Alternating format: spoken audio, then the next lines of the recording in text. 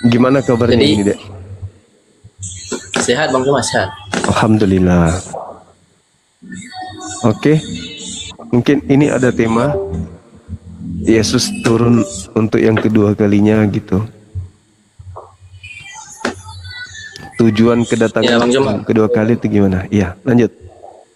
kalau ini ya yang sepengetahuan saya, kalau dulu diajarkan di sekolah minggu ya, atau waktu kami sekolah sidik, dikatakan bahwasanya Yesus turun kedua kalinya ini untuk menghakimi manusia-manusia yang tidak percaya kepadanya. Hmm. Iya, iya, iya. Eh, terus sekalian untuk mengenapi janji Allah gitu. Dengerin, syukran. Iya, iya. Ya itulah menurut ini ya sepengetahuan saya yang diajarkan kepada saya dulu. Iya, musiknya bisa dikecilin, Dek. Musik, ada musik. Ya bentar bentar Bang Cuma ya. Iya. Bentar.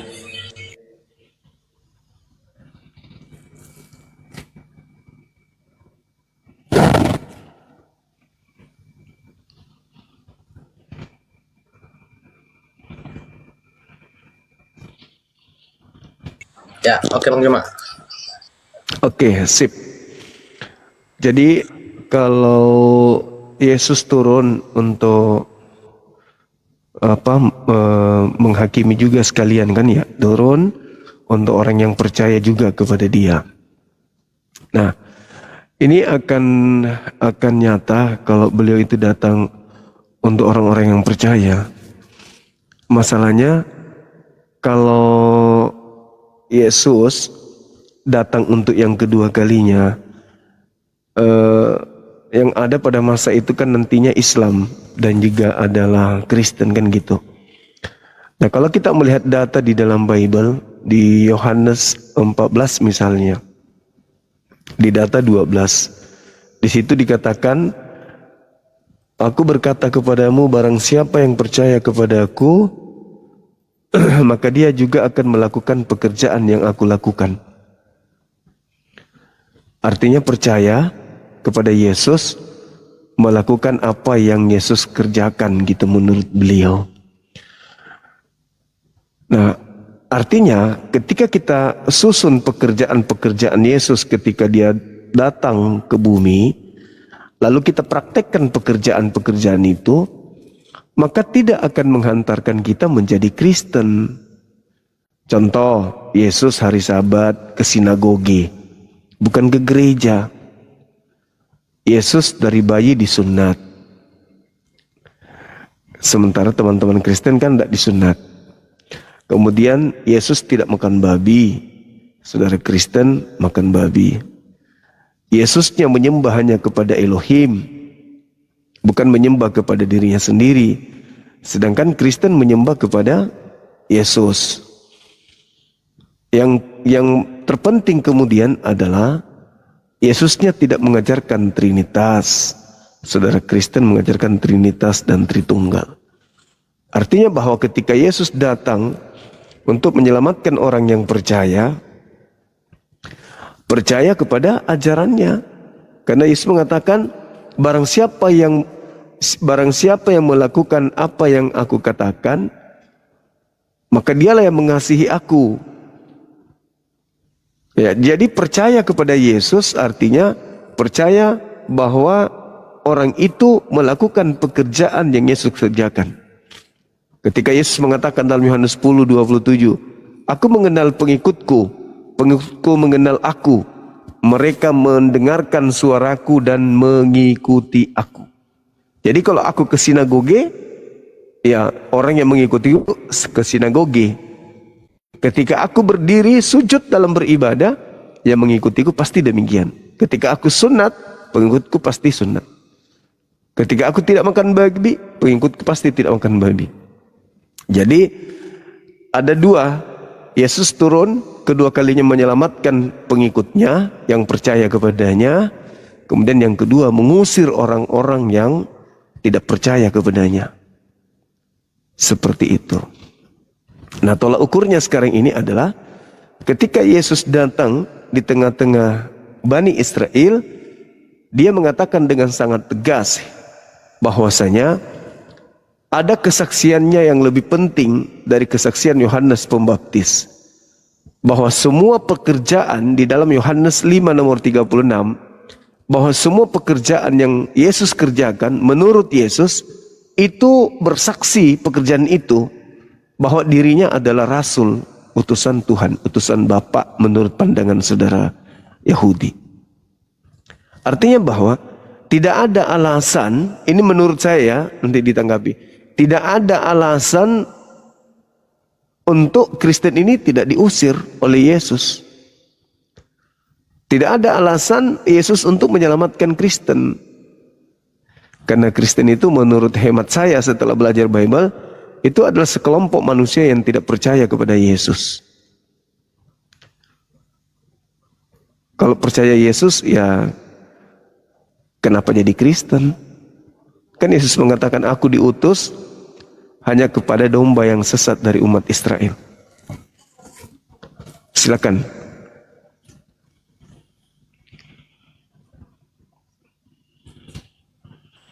Jadi gini Bang Juma, aku Siap. juga agak susah ya jawab pertanyaan dari Bang Juma. Tapi aku ambil satu poin tadi bahwasanya Bang Juma tadi mengatakan apa tadi kata Yesus ya? Barang siapa yang mengikuti ajaranku berarti ia telah melakukan kehendak Allah ya gitu. Iya, perkataanku. Ya. Yang percaya, Jadi yang melakukan pekerjaan yang aku kerjakan, kan gitu.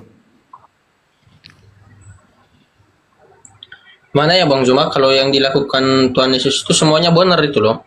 Jadi kami juga sebagai manusia belum tentu segala pekerjaan Tuhan itu kami itu bisa lakukan. Kenapa? Kami ini juga manusia berdosa, dalam artinya segala yang dilakukan oleh Tuhan juga, apa yang dipekerjakan oleh Tuhan itu benar tanpa adanya dosa gitu. Iya.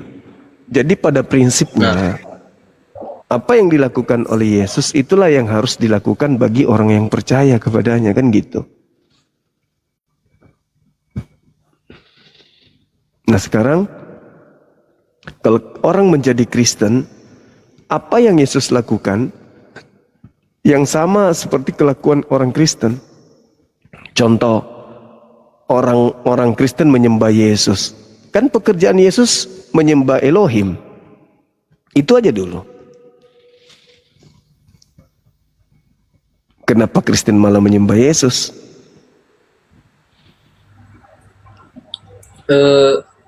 Bukan masalah menyembah Yesus loh Bang Juma. Jadi kami juga kan ada itu Tritunggal. Bahwasanya Allah itu sebenarnya bukan satu, tetapi dia itu 3 dalam 1 atau 1 dalam 3 gitu. Yesus tidak mengajarkan Jadi, itu. Ya memang Yesus tidak mengajarkan gitu. Cuman mana ya jawabnya? Aku juga nggak bisa jawabnya loh Bang Juma. Iya. Artinya kalau Yesus tidak mengajarkan itu, ya kenapa kita harus mengajarkan dia dan mengatasnamakan dia? Berarti kita memfitnah dia, kan?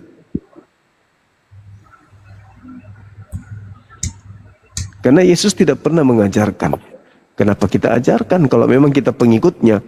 Kalau memang kita percaya kepada Yesus, ya harus mengajarkan apa yang Yesus ajarkan gitu. Jangan mengajarkan sesuatu yang tidak Yesus ajarkan, lalu kemudian kita mengaku pengikut.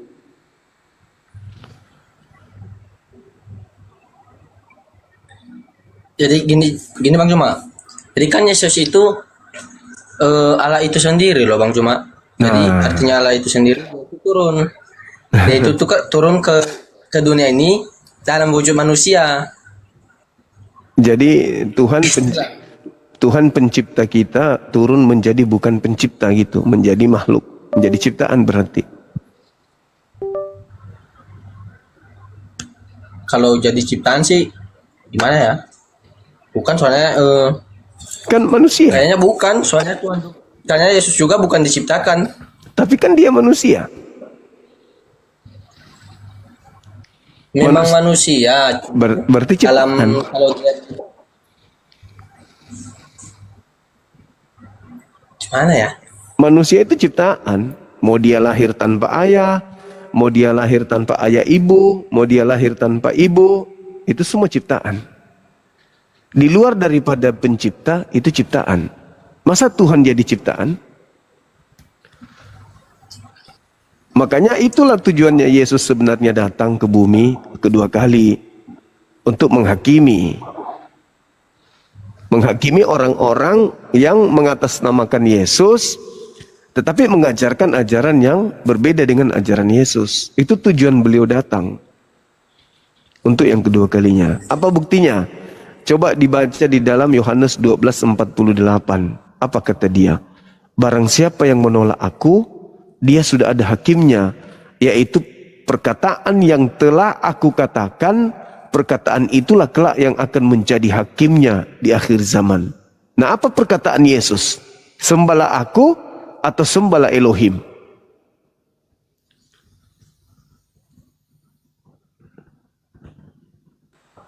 Hamba Elohim Bang cuma. Nah, dan tidak ada perkataan dia yang mengatakan sembahlah aku, kan? Benar nggak? Benar. Nah, itulah dia datang kedua kalinya. Karena kalau dalam Islam kan, di dalam Al-Quran surah Al-Ma'idah kan ditanya tuh, wahai Nabi Isa, nanti kalau setelah kehidupan ini, Nabi Isa akan dihakimi oleh Allah. Ditanyalah Nabi Isa, Nabi Isa, dulu aku mengutus engkau di tengah-tengah kaum Bani Israel. Hari ini ada orang yang datang, segerombolan orang yang datang menganggap engkau Tuhan.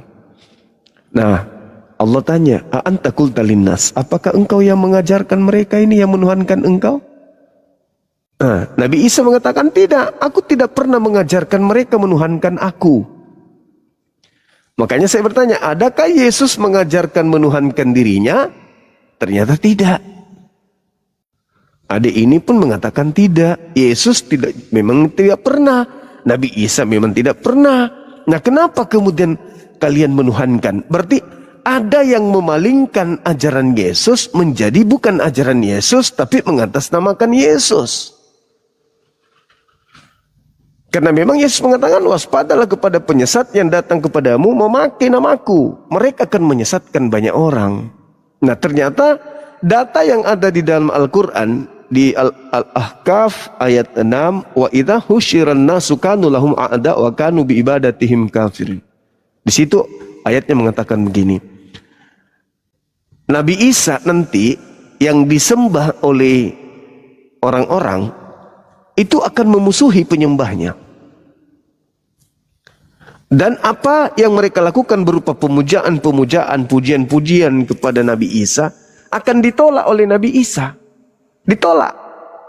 Nah, ternyata tertulis di Matius 7 nomor 22, 23. Apa kata Yesus?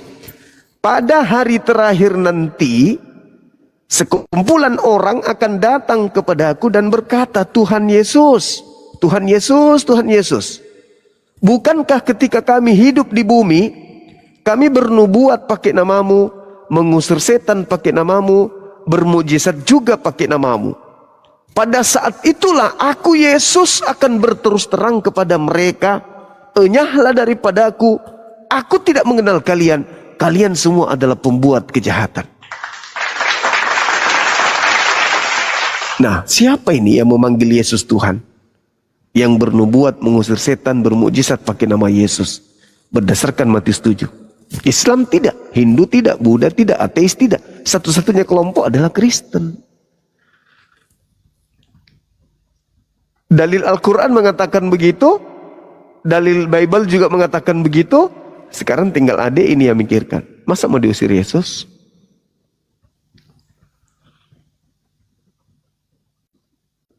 Kan itu poinnya. Nah, kenapa orang-orang dewasa ini kan adik ini kan masih anak-anak, kupikir ya. Kenapa orang dewasa, kenapa pendeta pastor masih nyaman dalam kekristenan? Padahal dia tahu dalil itu. Kenapa? Satu, iblis tidak menginginkan mereka keluar dari Kristen. Yang kedua, orang-orang Kristen ini merasa nyaman. Kenapa merasa nyaman? Karena tidak ada kewajiban. Mereka tidak ada kewajiban, tidak ada yang wajib di dalam agamanya. Semua boleh dimakan, semua boleh diminum, tidak ada perintah wajib. Mereka ke gereja sekali seminggu itu pun cuma pergi nyanyi-nyanyi. Tetapi hidup mereka merasa ada yang tanggung, dosa-dosa mereka ada yang tebus, dan mereka dijanjikan langsung masuk surga. Bagaimana mereka orang Kristen tidak bertahan di agamanya? Sedangkan melihat Islam ribet, 5 kali minimal harus sholat, sujud, terus sujud. Ini makin ribet. Jadi iblis mengatakan, di sini lebih nyaman. Kau dijamin masuk surga. Kamu tidak perlu lagi sungkan, tidak perlu lagi ada yang kau dilarang makan, tidak boleh lagi kau minum ini, nggak boleh, tidak ada lagi. Sekarang kau sudah dibebaskan. Nah, itu tertulis di mana? Galatia 5 nomor 1. Kristus telah memerdekakan kita dari kuk penghambaan. Maka jangan lagi kau mau diatur. Kamu sekarang bukan lagi hamba Tuhan, kamu sekarang anak Tuhan. Kolose 2 nomor 16. Janganlah kamu mau diatur tentang makanan-makanan, tentang minuman-minuman, tentang hari Sabat, hari raya. Jangan. Sekarang kau bebas karena kau bukan lagi hamba. Sekarang kau ini adalah anak. Jadi sebagai anak, engkau pewaris surga. Mau kau menyembah, mau tidak menyembah, kau pewarisnya. Tetap kau yang punya. Nah, itulah yang menjadi kenikmatan-kenikmatan yang ada di agama Kristen, sehingga orang betah di sana. Meskipun dia sudah tahu bahwa Matius 7 adalah mengancam orang-orang yang menyembah dirinya, menyembah Yesus, memanggil Yesus Tuhan, bernubuat, bermujizat, dan seterusnya. Nah, orang yang memikirkan tentang keselamatannya, orang yang memikirkan tentang keselamatannya di kehidupan berikutnya, tidak akan menghabiskan waktu dengan berpangku tangan. Yang penting dosaku sudah ditebus. Saya sekarang tidak perlu lagi kemudian melakukan ini, dan ini. Sekarang saya sudah menjadi anak Tuhan. Iya, dalam pikirannya, dalam angan-angannya begitu. Tapi pada faktanya Yesus akan turun ke bumi untuk menjadi hakim. Dan penghakimannya itu, sekali lagi saya katakan, berdasarkan Yohanes 12 nomor 48. Bahwa dia akan datang menghakimi manusia berdasarkan dengan ucapan dia yang pernah dia ucapkan di tengah-tengah Bani Israel. Nah, adakah dia mengajarkan pada saat itu untuk menjadi Kristen? Nggak ada. Adakah untuk menyembahnya? Nggak ada. Adakah untuk makan babi? Nggak ada juga. Adakah untuk tidak bersunat? Nggak ada juga.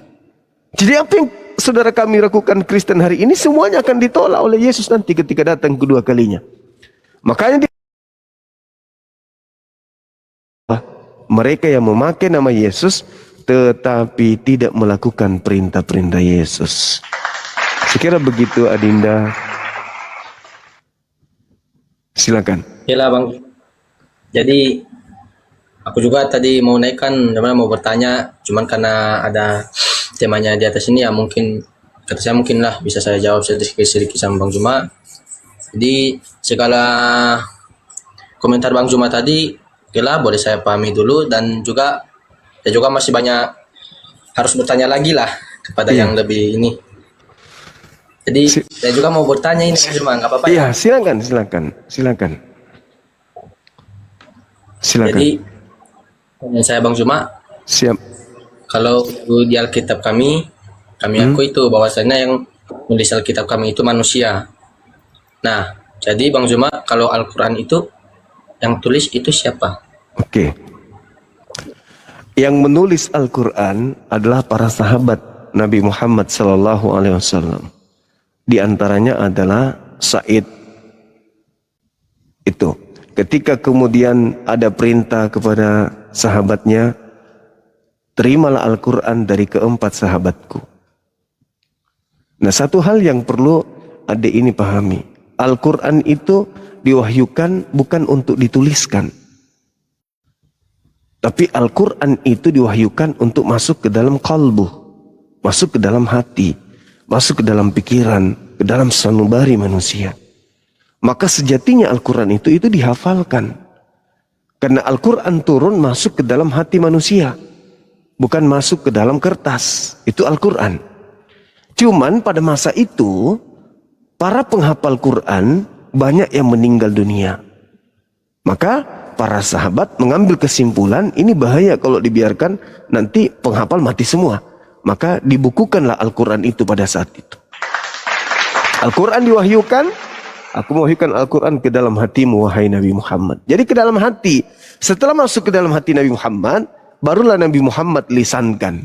Contoh, dikatakan, Alhamdulillah, Bismillahirrahmanirrahim, Alhamdulillahi Rabbil Alamin. Maka para sahabatnya mendengarkan ayat itu, para sahabat menghafal. Jadi kalaupun tidak ada dituliskan, tak masalah. Karena memang perintahnya adalah menghafalkan. Menghafalkan. Jadi Nabi Muhammad itu menyampaikan, para sahabatnya menghafalkan.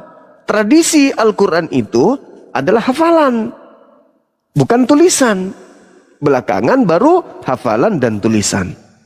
Jadi ketika lepas dari Nabi Muhammad sampai kepada sahabat, apa bunyinya itu yang dihafal. Itu tradisi dalam Al-Quran. Nah, Yesus juga, sorry nih, saya kasih perbandingan supaya lebih jelas. Yesus datang menyampaikan firman. Firman sampai kepada murid. Muridnya menjadi pertanyaan, apakah murid menghafal atau murid menulis? Murid tidak menulis. Murid juga tidak menghafal. Jadi dua budaya ini kosong. Ketika Yesus berkata bla bla bla bla bla, muridnya tidak menghafalkan. Ketika Yesus mengatakan bla bla bla, murid tidak menuliskan. Nanti setelah Yesus terangkat ke langit, barulah muncul ya penulis-penulis. Dengan cara apa? Dihafal, bukan. Dia menyalin tulisan sejak ada Yesus? Tidak. Lalu mereka mengumpulkan kesaksian-kesaksian orang. Jauh beda dengan Al-Quran. Jadi Al-Quran dari mulut Nabi Muhammad ke para sahabat, sahabat kemudian menghafalkan. Lalu sebagian dari mereka menuliskan. Begitu. Silakan. Nah, oke Bang Zuma. Jadi itu tadi kata Bang Zuma, apa itu ayat Al-Quran itu yang diwahyukan gitu ya? Iya. Nah, berarti kalau diwahyukan itu hanya untuk orang terkhusus atau untuk orang yang memang percaya kepada Allah gitu? Iya. Jadi Al-Quran itu diwahyukan kepada Nabi Muhammad. Satu orang tok. Beliau satu-satunya yang mendapatkan wahyu Al-Quranul Karim. Nah, beliaulah yang punya hak menjelaskan Al-Quran itu. Makanya dalam Al-Quran surah An-Nahl ayat 44, Bismillahirrahmanirrahim, bil bayyinati wazbur wa anzalna ilaika dzikr litubayyina linnas ma nuzila alaihim wa la'allahum yatafakkarun. Jadi kata Allah, wahai Nabiku Muhammad, aku mewahyukan ke kamu Al-Quran supaya kamu menjelaskan Al-Quran itu kepada manusia apa yang harus mereka kerjakan. Jadi Nabi Muhammad dikasih Al-Quran, Nabi Muhammad yang menjelaskan Al-Quran. Gitu. Nah, penjelasan Al-Quran, penjelasan Nabi Muhammad tentang ayat Al-Quran itulah yang disebut hadits. Jadi tidak digabung menjadi satu kitab antara penjelasan Nabi Muhammad tentang ayat suci Al-Quran dengan Al-Quran, tidak digabung. Jadi satu kitab Al-Quran. Makanya Nabi Muhammad mengatakan, jangan kau tulis apa yang dari aku, tapi tulislah apa yang dari Allah. Maka Al-Quran itu dituliskan, dihafalkan. Nah, sedangkan yang disebut hadits itu tidak ditulis pada masa itu. Makanya hadits itu dituliskan nanti 2000 tahun, 200 tahun setelah Nabi Muhammad. Baru dikumpulkan hadis-hadisnya. Tapi kalau Al-Quran itu dihafalkan sesama dengan Nabi Muhammad. Nah, indahnya di Islam di masa Nabi Muhammad, ketika Nabi Muhammad menerima wahyu, Nabi Muhammad menyampaikan wahyu itu kepada para sahabat. Sahabatnya itu mendaras. Maksudnya sahabatnya itu menghafalkan bacaan itu di depan Nabi. Setelah kemudian Nabi Muhammad menyampaikan berita ayat suci Quran, sahabat-sahabat menghafalkan, dan mereka sudah melalui tangga pengajaran Nabi Muhammad, maka mereka mendapatkan ijazah, legalitas untuk mengajarkan Al-Quran kepada yang lain. Begitu. Jadi Nabi Muhammad mengesahkan kemampuan Al-Quran mereka untuk mereka menjadi guru bagi yang lain. Begitu juga yang lainnya. Ya, setelah dia melihat muridnya bisa mengajarkan Al-Quran, maka dia memberikan legalitas untuk mengajar kepada yang lain, kepada yang lain. Begitu seterusnya turun-temurun sampai hari ini. Sama seperti saya mendapatkan ilmu dari kiai saya. Kiai saya mendapatkan ilmu dari kiainya mendapatkan ilmu dari kiai, guru sampai kepada Nabi Muhammad. Jadi mata rantainya itu jelas, tidak terputus. Makanya Al-Quran itu tidak pernah terganti-ganti, nggak pernah direvisi, karena selalu terjaga di setiap zaman. Begitu. Kayak saya nih sekarang nih, usia saya sudah 40-an. Tapi Al-Quran itu sudah diajarkan kepada anak saya. Kalau anak saya salah baca, pasti saya tegur. Nah, itu salah bacanya. Ini yang betul. Nah, anak saya terima ilmu itu, setelah nanti ada anaknya, diajarkan lagi kepada anaknya. Begitu seterusnya sampai hari kiamat. Makanya adik ini pernah lihat anak-anak kecil, mereka berjalan ke masjid. Ada TPA-TPA di rumah-rumah beliau. Itu, mereka pelajari itu untuk istilahnya itu mengambil ilmu dari guru, kemudian dia dalami ilmu itu, nanti dia akan mengajar kepada yang lain. Itu tradisi Al-Quran. Nah, kalau Bible kan tidak. Jangankan jemaat, pendeta saja kalau ditanya Bible itu masih bingung. Kenapa? Karena bukan dalam sini Bible-nya, bukan di sini Bible-nya. Makanya mereka untuk menutupi kelemahan apa katanya? Bible itu bukan kami hafalkan, tetapi kami maknai. Lah, gimana caranya mau maknai kalau nggak tahu ayatnya? Gimana mau maknai sebuah data? Data itu tidak ada di dalam kepala. Nanti dibaca. Oh, ini maksudnya. Ah, itu kan cuma akal-akalan. Setelah dibaca, oh, maksudnya begini, maksudnya begini. Itu kan akal-akalan. Yang dimaksud memaknai itu mengilmui, mengetahui seluk-beluk daripada bacaan tersebut dan memahami disiplin ilmu yang harus digunakan untuk merangkai bacaan tersebut. Itu baru orang yang paham. Makanya mohon maaf nih, makanya di Kristen itu banyak sekte-sekte. Makanya di Kristen itu kitabnya selalu direvisi, dan makanya di Kristen itu satu pandangan itu terhadap Yesus itu banyak. Ada yang mengatakan Yesus only, ada yang mengatakan Yesus satu hakikat, ada yang mengatakan Yesus beda pribadi, dan seterusnya. Banyak sekali. Kenapa? Multitafsir. Kenapa multitafsir? Karena tidak ada ilmu baku. Berbeda dengan Al-Quran, ilmunya baku, tidak boleh berubah. Seperti itu adikku. Itulah kenapa Al-Quran terjaga sampai hari ini. Oke Bang Juma, jadi inti pembicaraan saya tadi juga kan bahwasanya saya mengatakan Al-Quran itu ditulis oleh siapa? Karena pernah saya video ya, bahwasanya ada yang mengatakan Al-Quran itu tidak ditulis, yang nulis itu Allah itu sendiri. Nah jadi dari penjelasan Bang Juma sendiri, bisa ya saya menyimpulkan itu bahwasannya yang menulis itu tadi, yang menulis Al-Quran menurut Bang Juma tadi ya, itu sahabat-sahabat Rasulullah ya. Iya betul. Berarti otomatis kalau dibilang dia dari sahabat Rasulullah berarti itu manusia ya Bang Juma.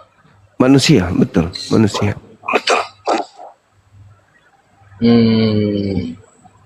Nah, saya juga sering lihat ya kalau di video itu bilang Al-Quran itu ditulis oleh Allah itu sendiri, yang jatuh dari langit katanya itu. Jadi kadang-kadang bingung. Iya. Jadi gini, kalau yang dikatakan yang dituliskan oleh Allah itu sendiri adalah yang tersimpan di dalam Lauhul Mahfuz, di atas daripada langit ketujuh, ketetapan-ketetapan yang Tuhan sudah tuliskan. Itu bisa kita baca di dalam Al-Quran, salah satunya di surah Al-An'am ayat 59. Jadi semua kejadian yang ada di atas muka bumi ini itu sudah tertuliskan, sudah terekam lebih dulu oleh Allah. Itu yang dimaksud ditulis. Lalu kemudian diwahyukan, berangsur-angsur diwahyukan ke Nabi Muhammad. Jadi lebih dulu tertulis di atas, lalu dibacakan oleh malaikat Jibril atau Roh Kudus kepada baginda Rasulullah Muhammad SAW, lalu kemudian dihafalkan dan dibukukan. Begitu maksudnya. Jadi bukan buku yang ada di bumi ini yang dituliskan oleh Allah, bukan. Yang menulis sahabat-sahabat Rasulullah yang menulis Al-Quran itu di bumi. Ada Said bin Zabid, ada siapa lagi? Zubair bin Awam. Pokoknya banyak sahabat Rasulullah yang menulis Al-Quran, termasuk Muawiyah. Nah, dan orang-orang yang menuliskan itu sesama dengan Nabi Muhammad. Sahabat dengan Nabi Muhammad. Bukan orang yang jauh hidup setelah Nabi Muhammad.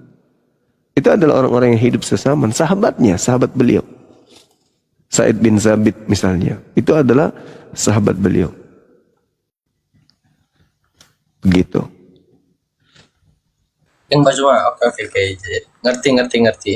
Jadi soalnya ada lagi sih pertanyaan saya, cuman baterai saya sekarang nih.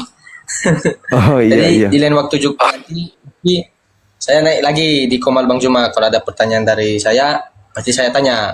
Oke. Wajarlah, saya juga baru belajar ya. Iya. Jadi terima kasih ya Bang Juma. Sama-sama dek, sama-sama. Izin turun. Oke, baik. Makasih. Selamat malam Bang Juma. Malam juga. Saudara Kristen harus belajar sama adik tadi. Beliau hebat, mau belajar, pintar lagi. Dan selama kita kenal, beliau tidak pernah menghujat. Keren.